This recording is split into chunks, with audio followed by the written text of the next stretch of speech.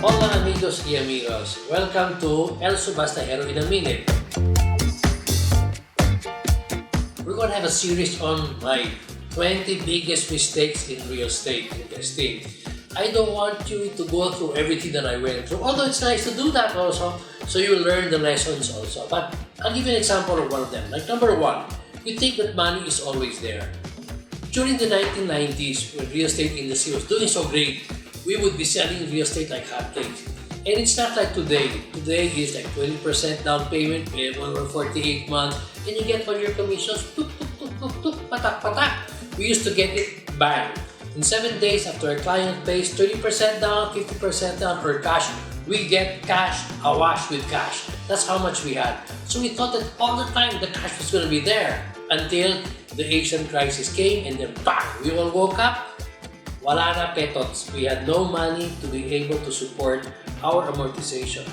A lot of my team members started buying cars and started buying gadgets. Bago pa ng gadgets noon, from pagers to cell phones. They were very expensive. So what happens? Amortizations, and then it cut price. So what do you actually do? You have to check your budgets. How does your statements look like? How does your expenses look like? So, number one, you set up a savings fund. Once the savings fund is done, you start now preparing your investment fund. And from all of that, you first deduct the savings, first deduct the investment, and what's left over, that is your expense fund. I told you I was awash with cash. Not only that, waldas pa sa cash. So what happened? At the age of 53, I was so financially immature.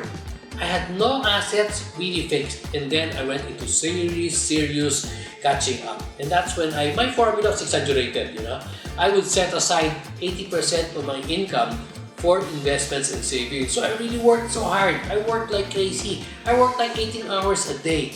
But I was able to balance and be able to come up with a very good investment fund for me.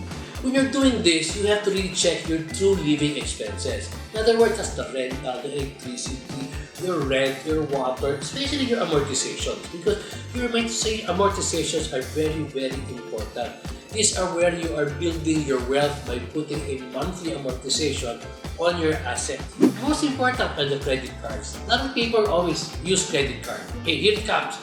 It's holidays, bang! They give you 100% increase in your credit limit. So you spend it. And then what happens after that? Bang! You wake up and ang laki na pala ng utang ko.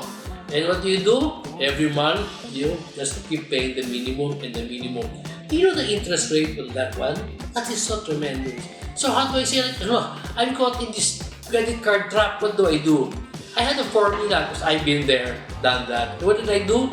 I paid 10% of the outstanding balance, the minimum amount, and don't forget the financing charges. You pay that every month.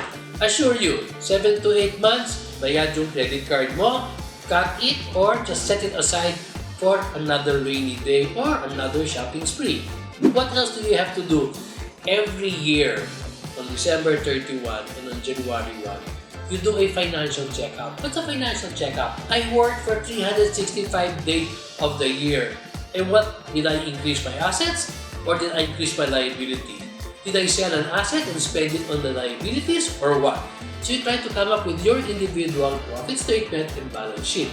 Once you get that, then you know, did I do good last year or did I just do terrible last year? Keep posted, guys. Now, subscribe to my YouTube channel, the Property Forum, and keep seeing us. More bigger mistakes to come.